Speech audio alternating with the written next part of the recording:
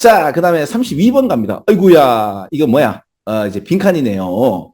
자, 빈칸 물론 위에서부터 읽으면 됩니다. 그래서 이제 전체적 내용에 대한 함의를 보면 되는데, 자, 우리는 시간이 없어요. 그리고 이미 다 봤던 거예요. 그죠?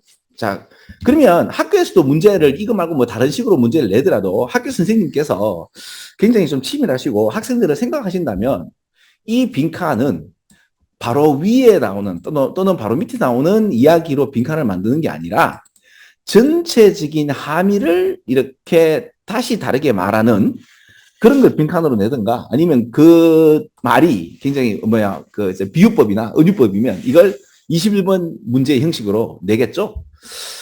근데 이제 그 이야기가 결국에는 제일 마지막에 이 짧은 순간에 제일 마지막에 또 그 이야기가 나온단 말이에요. 근데 재밌는 건 뭔가 뭐 선생님들이 그 1타 강사부터 해서 학교 선생님들뿐만 아니라 EBS에서 모든 강사들이 뭐라고 얘기하죠? 제일 위에 보통 이제 주제가 나온다. 틀린 말은 아닙니다. 제일 위에 주제가 나오죠, 당연히. 도입하는 말이니까 당연히 나오는데, 괜찮아, 그죠? 도입하는데, 그냥 도입 안 하잖아. 왜? 그죠? 인정 욕구라는 우리 인간의 어떤 그게 있어요. 그죠? 그러다 보니까, 이 글을 사는 나는 이런 사람이야. 라는, 그죠? 보통 그렇게 이야기가 나오니까 어렵죠. 자, 아까도 얘기했듯이. 자, 그러면 이제 이 오래된 이 편견인데 뭔가 하면 어린이 영화는 다른 영역이다. 그러면 이거 편견이다. 그럼 뭐야? 다른 영역이 아니다. 그러면 separate from, 그러니까 이게 뭔가로부터 분리되지 않았네. 그죠?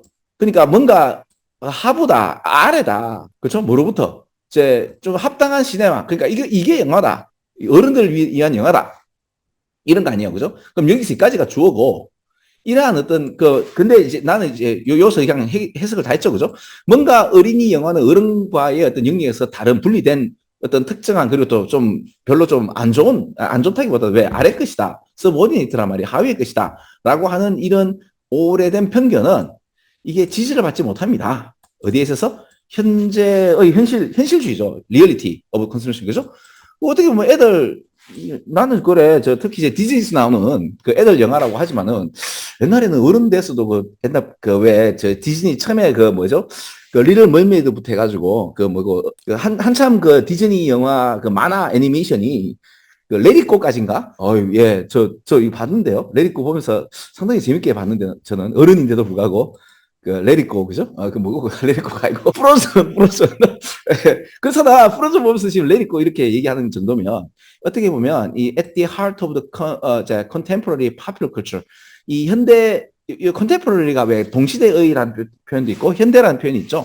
이게 어떻게 보면 지금 현대의 굉장한 인기 있는 그 말은 뭐죠? 이게 파퓰러 컬처다.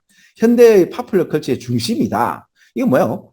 어린이만 보는 게 아니고 어린이 할 거 없이 그냥 이거 어린이 영화라고 그런 거 없다. 그냥 다 본다. 전 연령이 다 본다. 정도 느낌이 아닙니까? 다 그대로 나오죠. 예. 틀린 게 뭐예요? 모럴 레슨이라든지 말도 안 되는 거죠.